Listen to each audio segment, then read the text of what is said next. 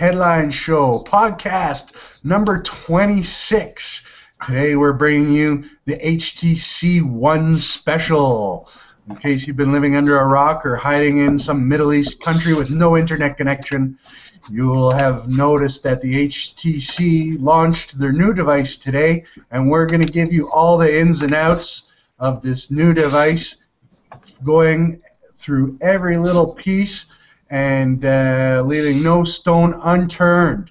Today, my special guests from our site are Alex Maxim from Detroit Rock City. How you doing, Alex? Pretty good. How about you? Not too bad, buddy. And our special new Greenhorn writer, Brandon Wan. Welcome to the show, Brandon. Hey, thank you. And sitting next to him is Doug Scudder from the Windy City of Chicago. How you doing, Doug? I'm doing great. And it is cold outside. Cold in Chicago, is it? -5.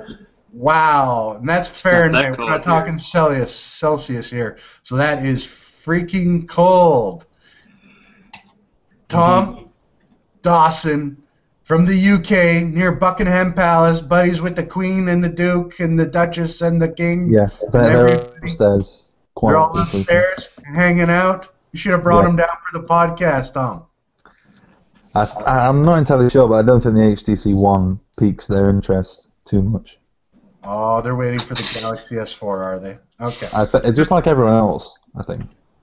Our standard weather check, Tom. How is the weather in the UK? Rainy and cold, or windy? It's what we'd call chilly. It's not very cloudy. It's been quite sunny today. No rain.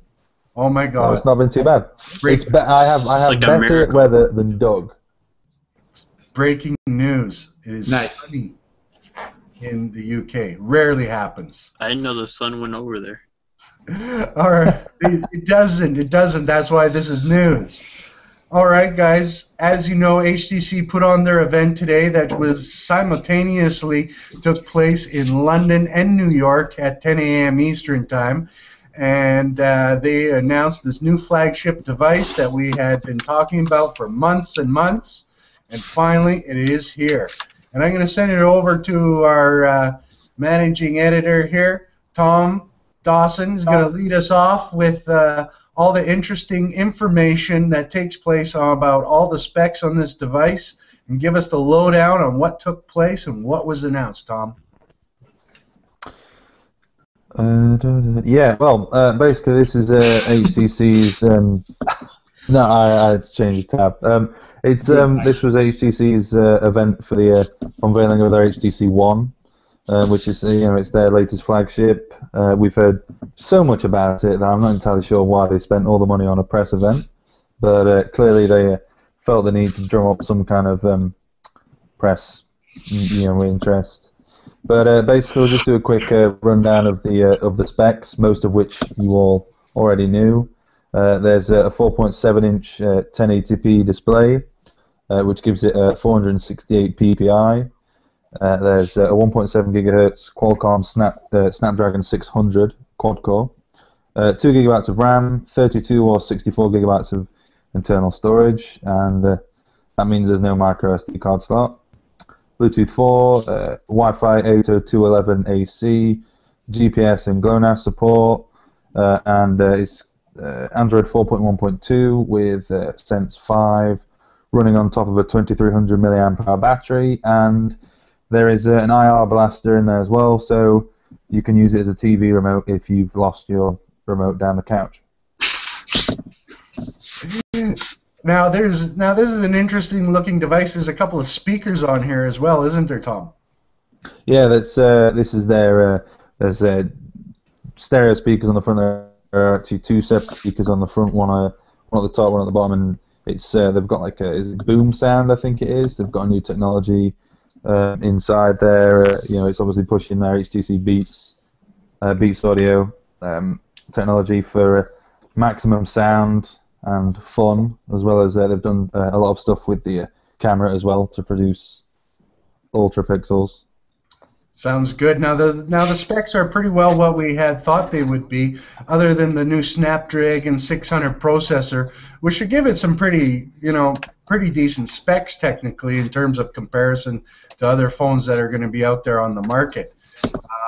You know, we're getting to a point kind of where specs now, you know, most phones are kind of competing along the same level. So it's now more about features. You might find, you know, one, you know, is going to do a little bit better than the other, but the average users are not going to notice a whole bunch of difference because we're kind of getting onto a leveling off period where now it's starting to be about those little extra features that come with the phone that are going to be the big difference. So it's not so much processor speed or RAM anymore, where it's going to be the features, you know, and storage and stuff like that, and software. So first of all, let's get your opinion from all you guys on just the looks on this phone, without, you know, giving it too hard of a time. Let's go to first, Alex. What's your thoughts on this phone here? When I first saw it, I didn't like it. The white one doesn't look well, but when I saw the black one, that one looks pretty nice. But then when you see the home screen, it just throws it all away. Well, we'll get to that in a moment before we start talking about that home screen, which is part of Sense 5.0. Brandon, what did you happen to think about the new device, just in terms of looks? Well, I think that it's pretty general. It's kind of, if you've seen one, you've seen them all type of thing. I'm not really that impressed with the build myself. Ooh, a little harsh on this new device. Doug, what do you got to say about it? I think it looks fine. I mean, I'm not one to overemphasize aesthetics, but I like the horizontal lines along the back that seem to kind of line up with the bezel on the front.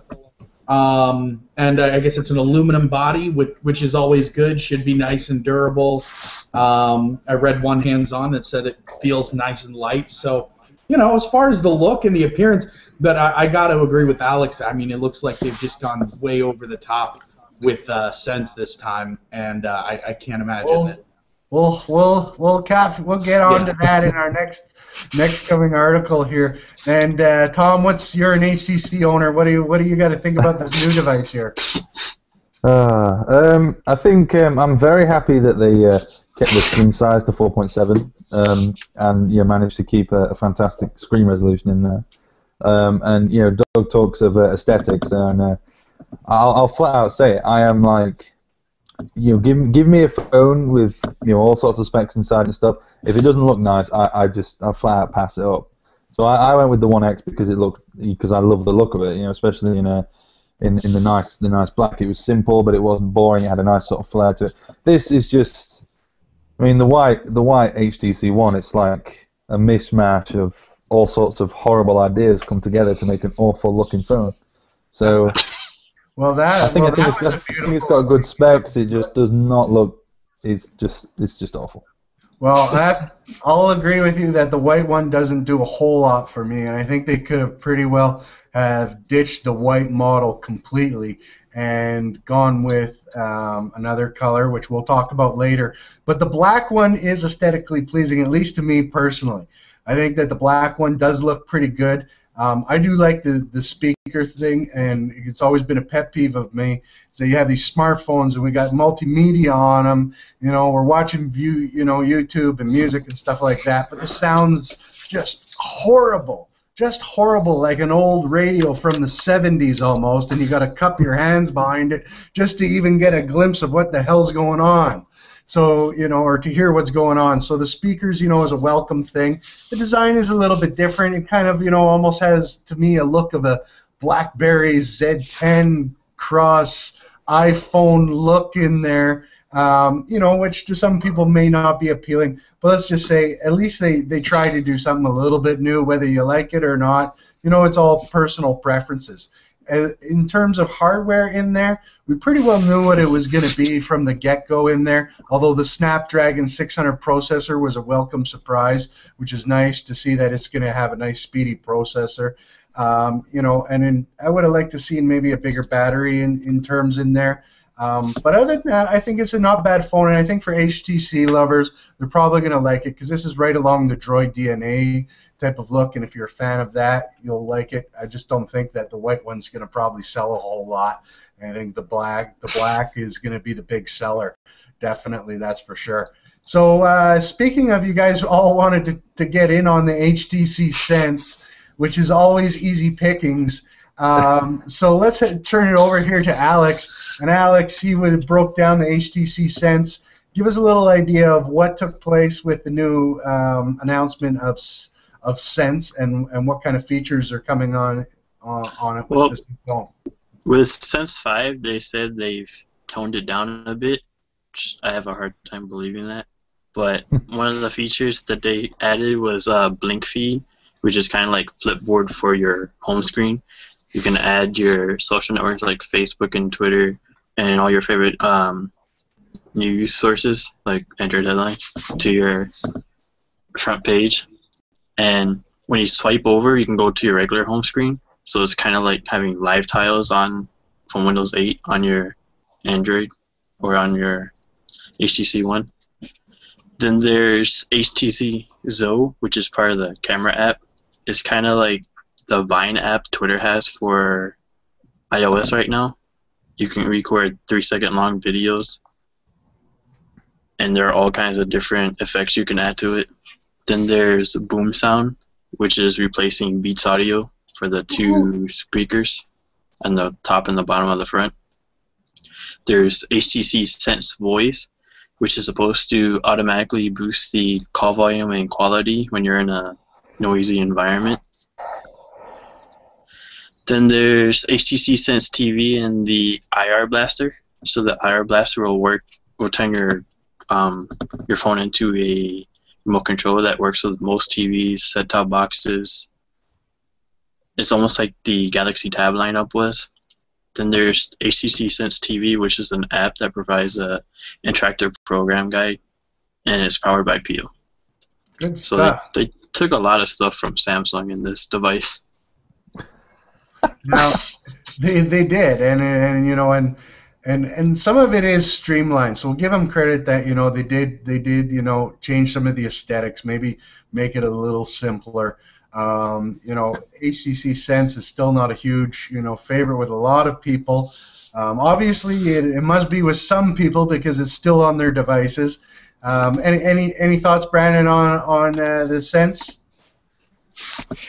The new Sense, I can't say because I don't have enough experience with HTC to be able to tell, but I've been messing around with HTC devices to say that it's a very different feel, and it's actually kind of pleasing to the eyes, especially with the clock widget. I like that one too.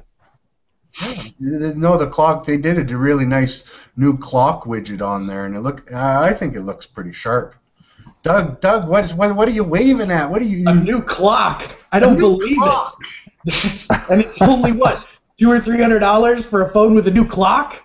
Absolutely. But you get a lot of other stuff besides the new clock. Come on. There are 400,000 clock widgets I can download on the Play Store. Okay. Well, so they threw a clock in with the free phone. I've been using the same beautiful widget on every device since I had the original Droid. Beautiful widgets is boring though now. Get the job done. Yeah, I got my use Clock Q.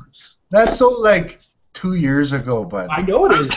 I stick with it. It gets the job done. What do you think about the Sense? You got any opinions on it? You always got an opinion, so tell me what you think. This is true. It's not. I get that manufacturers want to add value to their devices. I understand why HTC and Samsung want to add a skin over top of Android to make something unique.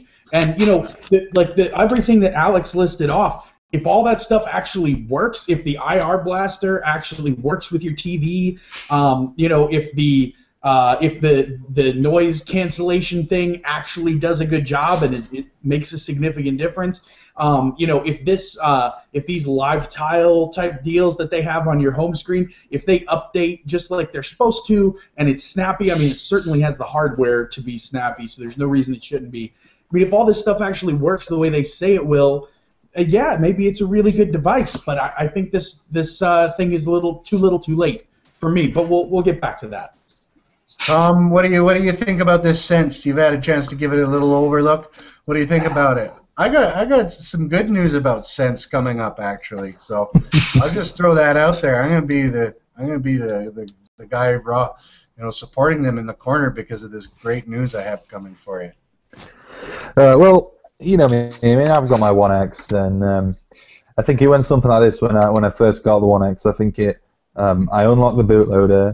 I tried a Sense 4 ROM, like a tweaked stock ROM, for about like an hour or two, and then zip gone. It was AOKP. I've never liked Sense, and for me, the reason why I don't like Sense, and the reason why Sense 5 might be sort of almost like a compromise, is that Sense 4 was, you know how like Motorola make Android look different, but you can go from one Android device to a Motorola and you know how to use it straight away.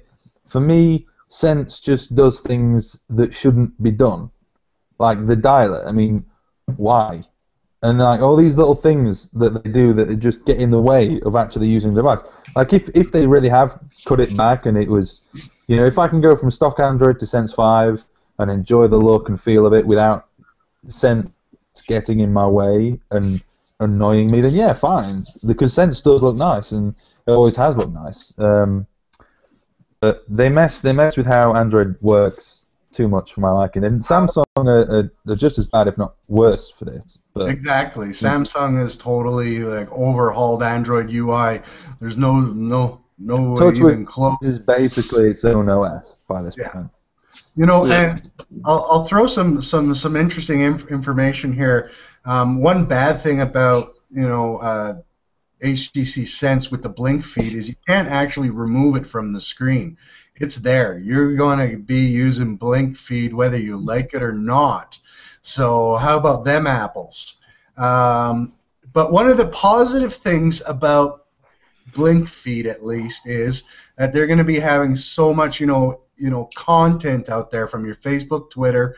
Plus, there's going to be 1,400 news sources, and they're going to be put out by, I think it's Mobile Republic, who also supplies the app Appy Geek, which Android Headlines is in. And from the Mobile Republic Appy Geek, I got the news that we're going to be featured on HTC Sense 5 as well too. So beautiful. I love Sense now. I just love it. It's great. I think everyone needs to own an HTC phone and have Sense 5 with blink feed running and Android Headlines straight up on it. So loving it. But overall, there's some other things we'll talk about here coming up briefly. It has some new design. At least they went and changed it around. The old HTC Sense had a little, was starting to get very bloated, very boring.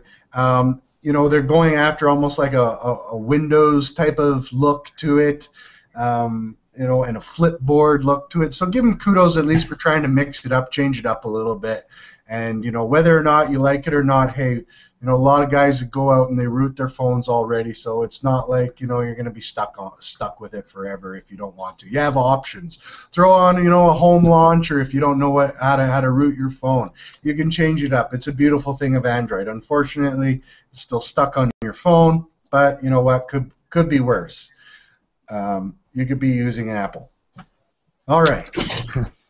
So next we're gonna go back over to Tom, and I want to talk a little bit more about this camera. Can you just give us a quick rundown, Tom, on what's the deal with the camera? Just for the viewers at home, this was kind of something that they had promoted a little bit about. What is this camera? What does it do? What makes it stand out? Well, we spoke about phones coming with more features than just sort of generalized specs, because they're all going to be the sort of same. And one thing that HTC have focused on in the past is imaging. And this time around, they've done a little bit more than they did with last year's Image Sense. And we heard the phrase ultra pixel leak out a few weeks back. And it turns out that HTC's use of the term ultra pixel is actually going to be about recording the image as opposed to something sort of after the fact. So basically, it's a custom-made camera module for the HTC One. It takes in around 300% more light than a traditional smartphone camera. So it's low light performance is perfectly fine. It's an f2.0 lens, and coupled with HTC Zoe, it'll take it'll take a group of a short video, and you can pick images out of that. And but the ultra pixel thing, it only gives you a resolution of 4 megapixels per image, which for a lot of people is going to right. Well, no, I mean that gets you like 2289 by 1712 pixels, whereas like I think 8 megapixels is like 3500 by 2300. So you miss out on some pixels, but it's sort of like a role reversal, because you end up with less, but you've recorded more because the image sensor itself records more. So the pixels on the image sensor are larger, so they capture more detail. So while your image might not be as large, after the fact, it's going to look better overall. So colors will be more detailed, low light will be better, so on and so forth. And that's some of the misconceptions we've had, that everyone wants a larger megapixel camera, thinking that it's going to be a better picture, when in fact it isn't. They can go up to 18 megapixels, but that doesn't give you a better picture. It gives you a bigger picture. With grain, noise, and grain, terrible low light. But what ultra pixel does is it focuses on the picture quality, and one of the biggest that you're going to see is going to be a lot better low light condition pictures, which is a huge thing with smartphones, because these things are now becoming our little point and shoot cameras. People are carrying these around more often, and the low light conditions, because of the small flashes on them, is an issue. So having a better low light pictures is definitely going to be huge and beneficial for this phone, and hopefully we start to see that coming out in more phones, because I think we're replacing all our smartphones with or getting rid of our cameras and using them, our smartphones primarily now. Doug, you have a little bit of interesting news about, in regards to color-wise. The phone was announced with a black, silver, and also a special color that we don't have any news as where or how or when it's going to be coming out. But what color is it also coming in, Doug? Well, we're going to be coming in 3 colors, so it's going to be red, black, and then silver.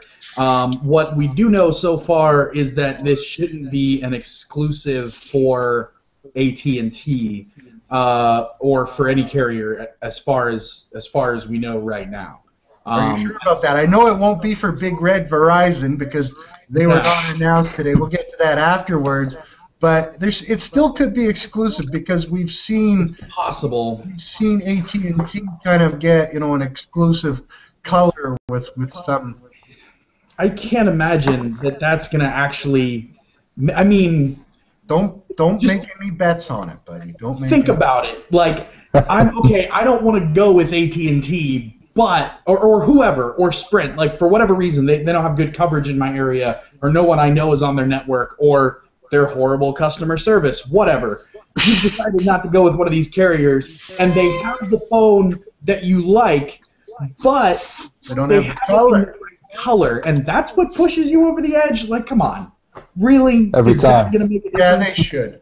But it seems like some of these manufacturers, they throw out these, and Samsung is just bad for it too, the ruby red color, 8 months after the device is already out, hoping to reignite buyers from everywhere, hoping that a ruby red device is going to make them want to go out and buy that phone now for sure, because it's got their favorite color. Hey, it may happen. Who knows? Yeah, maybe. Would a color make you actually switch carrier devices? Now let's say, okay, Brandon, your new device, whatever it be, it doesn't have to be the HTC, but you didn't like that question. You totally left me.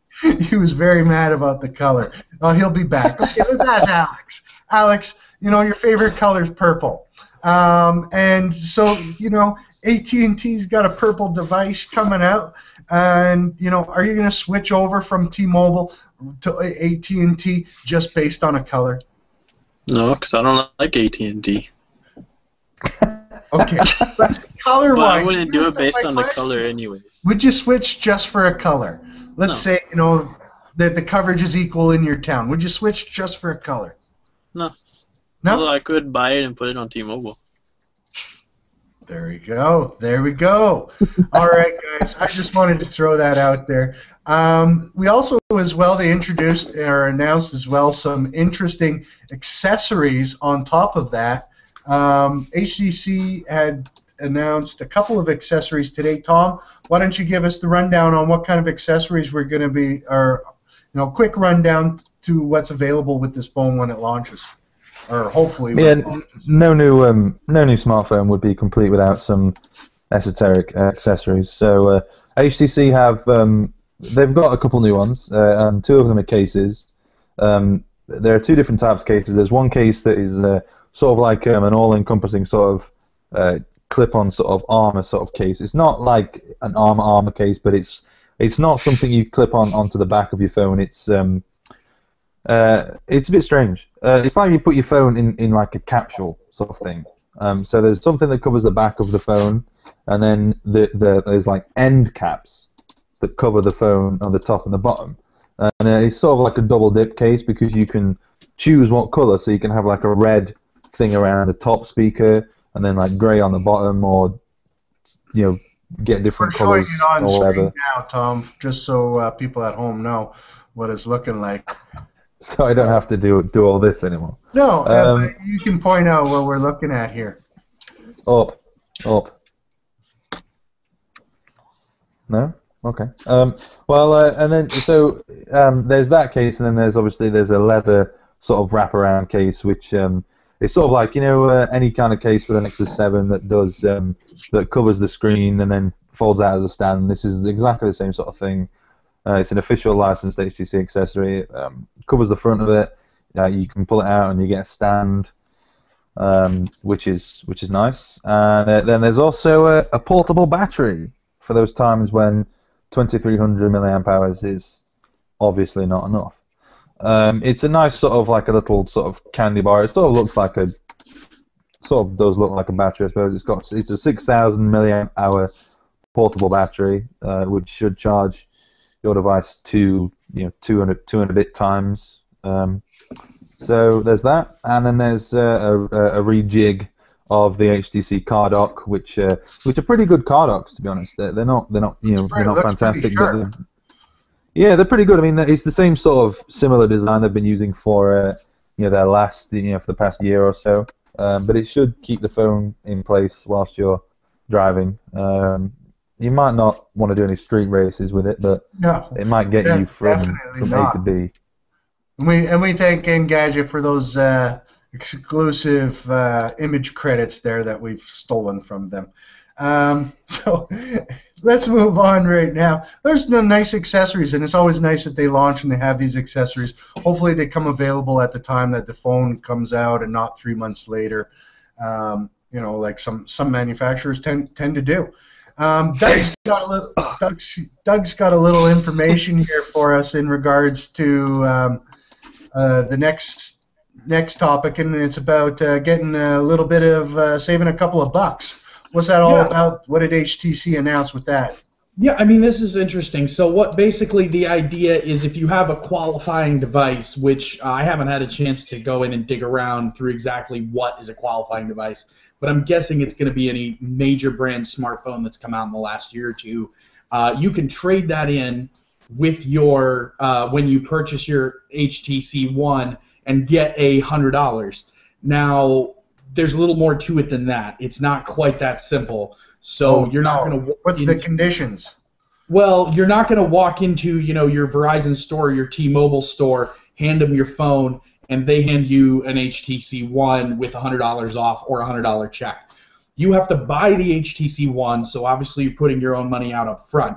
Then you can mail your phone along with your proof of purchase of your HTC One, and then they will send you a $100 gift card or something along like one of those MasterCard $100 things. So this is basically a mail-in rebate. It's not a simple drop off the phone when you buy a new one, get it back. There's some people out there who may not put it up on eBay, or what's that site where you sell yours all the time, Alex? Swappa. Swappa, yeah, our buddies over at Swappa, which make it really simple to sell the device. But some people can't be bothered with it or are not aware of those services, so It does work. Tom, you look like you're kind of bitten to throw something in there. What's up, buddy? I was just going to say, I'd really like to see what was on the list. I wonder if a certain phone on Verizon that just got an update to the ice cream sandwich might be on that list. What's it called? The lightning rod? No, the Thunderbolt. I wonder if the Thunderbolt is on that they list. won't even give you any money for that shit. I think that'd be worth the 100. You have to pay them to take it away. Exactly, Doug. Exactly. Yeah. I mean, that would be. Although having said that, that would be like one of the biggest ways to reach out to hardcore Android fans. Is like, look, you went in, you bought a horrible device, give it us back, we will dispose of it, and we will give you $100 off of your one. That would be great. Let me just throw this out there. How about the idea they actually pay more for HTC devices, right? Making them worth more to upgrade to another HT. That would be a good idea. Loyalty scheme, you know. But on the other hand, yeah. they may want you to trade in your Samsung and go to an HTC as well, you know, and switch brands totally. Probably because Samsung devices hold their value far better than HTC ones. So really, they ought to do, you know, trade up from Samsung up to HTC, win-win. Tom found this out the hard way, trying to, you know, get rid of his HTC phone, looking to upgrade, and found out that the value has plummeted. But you know what? Maybe it's going to go back up now. Maybe it's not because it's a horrible device. It's just because nobody bought one. Yeah, I mean, the really disturbing thing is it was like in a shop window. It was like glaringly obvious, and I looked at it and I was like, okay, yeah, fair enough. And then I thought they'll be more realistically priced on eBay. You know, no one wants the HTC One X, so I'm forever lumbered with it. Well, I mean, hardly any electronic holds its value like an iPhone. It's not because it's a great device. It's because people want to have iPhones because, you know, people are dumb. But demand causes the market, so. Yeah. Let's head over to Alex here. Alex has got a little information about where this new HTC One device is going to be. Let's first talk about the U.S. Give us a quick rundown on who is going to be here in the U.S., who's going to be carrying this device. In the U.S. is going to AT&T, Sprint, T-Mobile, and regional carrier Cincinnati Bell. What about AT&T? You missed them? I said them first. Okay. I'm sorry. My wax in my ear. Sorry, buddy. And then in Canada is going to Rogers, Bell, TELUS, yeah. And Virgin Mobile. Sounds good. Sounds like actually HTC listened and they got a nice rollout of, you know, almost all the major carriers in North America. Absent from that list is Verizon. Okay, and I'll just throw in a few comments on here just so, you know, Verizon people today were making, you know, where is it? How come it's not coming out? You got the HTC Droid DNA. No one else got it. So you know what? Too bad for you. You know what? One of the problems is obviously it was a Verizon decision that they did not want to take this new phone because HTC would have gladly have sold it to them. There's no doubt in my mind that they would not have, you know, said, sure, sell, you know, to the largest, you know, carrier in North America. Sure, we'll sell you some more units of this. Obviously, Verizon didn't want it to affect their Droid DNA sales, so they decided to pass on this. I would like to see personally in the future this Droid situation. The Droid brand is kind of, you know, not what it used to be, even though the last phone was a great device. But I think for HTC to have success and really, you know, market their brand, they need to take a note from Samsung, tell Verizon, sorry, we're not going to do a Droid phone for you. Or if we're going to, let's, you know, do it earlier in the year so it doesn't, you know, mix up with our flagship device, and our flagship device is on your network. Otherwise, we won't do a Droid device for you, and the only device you're going to get is our flagship device. You know, and because really that's the only way to get out their brand, start, you know, and not be mixing it up. And, you know, and that's for HTC, you know, to kind of stand up to them, much like Samsung, you know, they put out their Droid, you know, version there a little, was last year, and they still had Samsung devices and so on there, but didn't they pass on a Samsung device? Anybody help me out here? Too. Exactly. You know, Yes. So it's, you know, it's kind of a thing, you know, look, did Verizon pass on the Galaxy S3? Hell no. Right? because it sells a shitload. So that's what they really need to do. And if you want to roll out cross country, but you know what? Kudos to HTC for getting most of the carriers on board with this and not making this an AT&T exclusive drop. Alex, as well, you have some more information about the rest of the world besides just Grand Central North America here. Who else are we going to be seeing it on? Or how many different carriers are listed so far? We have all of them on our website, but Alex, how many are there? There's about 185, mostly through North America and Europe and Asia. There's a few in China and in the Middle East, and a couple in Africa. There's basically, just to run it down, I can't even, we got Germany, Spain, Hungary, Australia, Poland, Portugal, France, Italy, UK, Carphone Warehouse, EE, H3G, O2, Phones for You, Vodafone, Ireland, Norway, Sweden, Finland, Netherlands, Denmark, Belgium, Switzerland, Czech Republic, Russia, Greece, Luxembourg, Romania, Bulgaria. You know what? This thing's fucking coming everywhere. How about we just put it like that? All right, so you know what? It's going to be on a carrier in your country somewhere. Look for it. It's great that they're having a nice rollout. And also, we heard from the CEO had something to say as well too about last year's kind of rough year. And we'll pass that over to Doug. What was it that Peter Chu had to talk about? Well, today? I mean, it's no secret that the last year, the last few months have just been horrible for HTC. There's a couple quotes in here, but he basically what Peter Chu or Chow, basically what he was trying to say is that the worst is behind us. Things are going to get better. I mean, he's a CEO. Of course he's going to say the worst is behind us. What's he going to say? Oh, things are about to get bad. This is going to be awful. Of course he's going to say that. And I mean, he may be right. Obviously we got to see how this thing sells. We got to see how many of the, promises that were made in the presentation today HTC actually lives up to. But they have talked, and of course there was a big complaint just a couple of weeks ago or last week that HTC had thousands of engineers complaining about poor working conditions. So that's never good for a lot of reasons. Besides the fact that you should treat your employees well, turnover is expensive and good engineers are hard to find.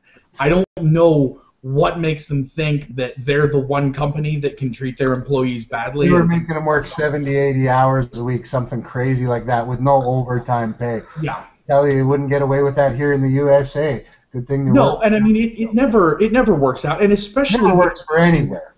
Yeah, it never works anywhere because people are people everywhere, and when you work them too much without enough remuneration, things aren't going to go well. That's always going to be the case. Dissatisfied employees don't work hard. They don't do good work, especially when you're talking engineers. This isn't an assembly line. These are skilled workers. And these are the guys who, are in charge of design and making sure that the phone works. You don't want to be overworking these guys too much, or you come up with a bad design. Chow also, he said, there's a lot. His quote was that, the devices from last year had a lot of innovation in them, but the marketing needs to be intense for the company going forward. Yeah. We had to create a good product with a lot of innovation, and the reviews were good on the devices, very positive, but he had failed to communicate with the people who appreciate those products. And the bottom line is that our advertising sucked, or we didn't put enough money into the advertising to reach our target market and get, show off the great design and the product and market it well. If you take a look at Samsung, and their marketing this year has been pure genius. And if you want to compete in the smartphone industry, you have to spend money on marketing. You can't, expect, in no business, you have to advertise your product properly. especially when you're in a very competitive business. And if you don't, you're going to end up in last place or in financial issues in exactly where they landed. It's common sense. Just because you build it does not make the customers come. Yeah, and on the marketing side of things, you know, we could spend a long time talking about basically a lack of marketing. Yeah, I mean, you know, they've got for the Droid DNA, and of course that's a partnership with Verizon, so it's hard to say who exactly was to blame as far as the ad goes.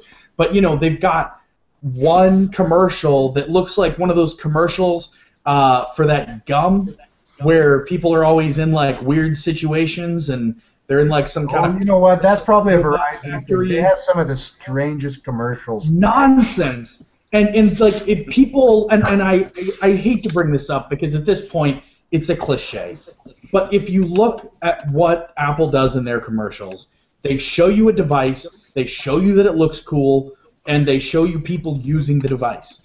And there are an infinite number of variations you can put on those concepts and make an effective commercial so that people know about your device and they know what it does. You don't have to make some crazy commercial. You don't. I mean, what Samsung has done has been effective, and I have no problem with it. You know, the next big thing. The iPhones, that's easy enough, right? Yeah, and I mean, it's an easy target. I think it's a fine call. You don't have to go that far if you don't want to. Just show people your device. Show them that it's there. Get some airtime. You know, get on the Super Bowl. Where was HTC for the Super Bowl? You know what I'm talking about? They should have been promoting. But anyways. Yeah, exactly. Let's just hope we're going to see a lot more marketing because in the grand scheme of things, the more marketing, advertising that they do for that product, it brings in more viewers and or not viewers but users, and you know it's good for Android overall, and especially to be competitive as well too. Tom, you want to throw anything on there before we head off to our next topic? Just that you know, it's the marketing aspect. I think that, you know, it's like Peter, you know, Mr. Chow himself said that, you know, they struggled to communicate with the people that they really needed to communicate with. And, you know, it's like I chose the One X because of the good hardware it had. You know, mine's got the Tegra 3 in it, you know, and things like that. But, you know, when I talk about, you know, communicating it, you know, terrible battery life, and, you know, that's not like what someone like me wants. You know, I buy a smartphone of that caliber, I want it to work all day long, sort of thing. And it's just sort of little things. They never quite seem to listen to what people are after and stuff. And they didn't quite listen to you on the battery, did they, this year, Tom? No, I think they are a company that are very proud of themselves for good reason. But I also think that they can't see past that to do what is really needed. And you know that could be the leader that's, you know, giving the direction, and you know we'll see how everything goes for Peter Chow and HTC in the past year. And I just want to head it over here to Tom. You know, Tom, once again, you had a little bit of information on what kind of performance we might be looking at, because there's some benchmarks already have appeared, and some of the numbers look pretty decent so far. What are we hearing? Well, so we all thought the HTC One was going to come with a bog standard Snapdragon S4 Pro at 1.7, but it turns out it's the Snapdragon 600, which we saw announced at CES, which is supposedly a notable improvement on top of the already very quick S4 Pro. So there's 4 Crate 300 CPU cores, clocked to 1.7, and there's the Adreno 320 GPU, which is made a return. Now, all of this makes for some very interesting figures in Quadrant. So everyone knows, you know, Quadrant has been a long staple of benchmarking, and some rough benchmarks have come out and with an overall result of 12,400. Which, to put it in perspective, the Galaxy Note 2, which was announced, you know, and I quote, to benchmark very well. You know, they stood up on stage and said it benchmarks fantastically. Got 6,800 for the Galaxy Note 2. The Droid DNA got 8,000.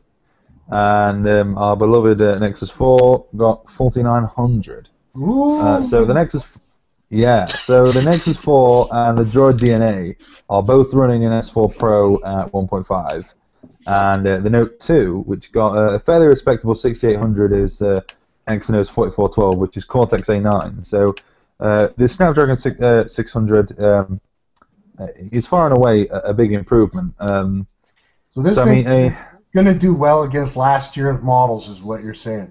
Against last year's models, it's a huge improvement. Yeah, I mean, it's sort of like an all-round improvement on the S4 Pro, which is already pretty good. There's no shift in the graphics processing, but overall overall processing is a lot better, because the S4 Pro was the first quad-core Cortex A15, to come out from Qualcomm, and they've had some time to refine it and stuff. And Qualcomm have been pretty good at adding their own instructions and things like that. So it's no surprise that it's got 12,400. In terms of specs wise, this is nothing to be embarrassed about. This phone is going to perform right up there with the top of the line devices. So there's no need to be ashamed to own an HTC One if you're one of those guys that bases your love for smartphones just on specs wise. So to wrap everything up, let's kind of go around here and what your overall thinking is of this whole device and how you think it's going to do. And let's go to Alex. We haven't talked to you in a few minutes. You still awake and alive over there, Alex? Yeah, I think it'll do well. Even though it's not on the largest network, there still is a lot of HTC fanboys or fans on T-Mobile, AT&T, and even Sprint, especially with Sprint's Evo line, which has done really well, but they're going to miss their kickstands.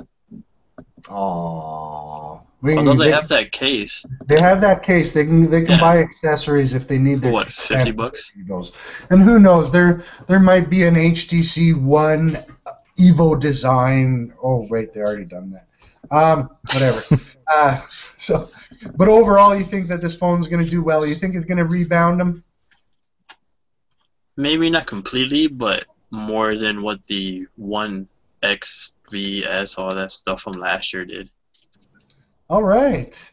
Now, Doug, what are your thoughts on the HTC One overall, and how do you think it's going to do with the consumers? If I were working at HTC, I would be cautiously optimistic. Obviously, all we've seen is some short hands-on videos from the event today. So how well is this device going to perform out in the real world? Who knows? Are there going to be any distribution problems? Are there going to be any defects in any of the factory runs? Who knows? But barring any of that, I think it's a great step in the right direction. I think that the $100 discount that they're doing is obviously not great for the consumer, but as far as a marketing ploy, I think it's solid. The point of discounts like that is not to hand out a bunch of money. The point is to get people in the door because they heard there was a $100 discount. I think it'll probably work. I think they'll sell a lot. Is it going to outsell the Galaxy S4? Or probably not. But that's not what they're aiming to do here. Right. But I think it's a step in the right direction, and that what they need to do is build a reputation for making high quality, dependable devices with cool features. And I think this is a step in the right direction. Would have been better if they'd come out with this a year ago. But what do you? Perfectly said. Well said. Tom, what do you got to say there? I don't know. I sort of think there are a lot of things about the phone, individually that have me excited. The Snapdragon 600, the brilliant build, aluminium, a nice metal build. That's pretty exciting because I like the way the One X is built, the unibody thing. I like that, but the overall package does not speak to me at all. It's like the screen. The screen is amazing. It's great. Like Alex will tell you, if someone says anything about my One X, it's like, look, the screen, it's beautiful. Beautiful IPS, it's great. So 1080p resolution in the same size, you can't go wrong. But the overall package just, I'll have to use it. But like from when just looking at it and sort of absorbing all the information and things, I don't know where it all fits together. Like I can't see a complete package. It seems like All these great little bits come together to make a phone with a good camera and then like a great processor, but not a great phone, if that makes sense. What about those great speakers, Tom? Yeah, but I mean, two grills on the front of my phone. So I'm looking at my screen. I've got two massive grills. Hey. On-screen buttons. You see, all these things come together to sort of sour the whole thing. It could have been a little better integrated. You know, and in my opinion on it, I think that they came up with a solid design on the aluminum, you know, metal. It's always nice from this plasticky stuff we always see. So it's nice to have that great choice. You know, the black design really appeals to me. I think it's because it kind of washes out those speaker grills, as Tom's talking about. The speakers itself are great. I think that's innovative. I think, you know, those are little things that are going to push it over the top. You might say something small like speakers, but, you know, I know a lot of kids that are going around, you know, with their headphones plugged in them or listening to music, you know, watching YouTube, watching movies on these things. And, you know, while it might not be important now, it's the start of that. These features are going to start to become more important because as specs start leveling off, these features become you know, more precedent in defining what phone you go with. In terms of, you know, the software side of things, you know, Sense, you know, you either love it or you hate it. They're starting to change it up a bit, and maybe they're starting to hear something. We'll see. Sense has never been, you know, a favor among, you know, some of the hardcore Android guys. We'll see. Overall, I think that they have a good package. I think they have a foundation. I think last year, you know, the HTC One X was a good phone. I think this kind of builds on top of it in certain areas. I don't think they have the complete package that they're going to, you know, start pushing Samsung in terms of sales. But I definitely think their core HTC fans are going to be happy with this device, and I think it's going to, you know, appeal to a broader audience as well, which will help increase sales. Now, before I start, you know, claiming that they're on their way to, you know, better sales and you know, and better overall financial outlook, and you know, and better devices in total, I think a large part of this is going to come down to marketing, how well they get this out there to other users, showing off the benefits, the qualities, the devices, you know, and letting people associate, you know, how this device could fit into their life and the features that they're going to enjoy about it. And that's going to be the true success at the end of the day, because hardcore HTC fans are still going to go out and buy this. But the guy like me, who hasn't bought an HTC phone since the Nexus One, you're going to have to sell me, and you're going to have to sell me hard. All right, and it's going to take a lot more than just, you know, some fancy commercials to get me going. So really show me these bells and whistles and convince me that I need these in my life. All right, guys, thank you very much for joining us today, Alex, Doug, and Tom, and Brandon, wherever he may be. That has been our HTC One special, and thank you all for tuning in, and we'll catch you next time on the Android Headline Show. In the meantime and in between time, that's it for Android Headlines. For more information, visit our website where we break down all the HTC One news of the day. Adios, everybody.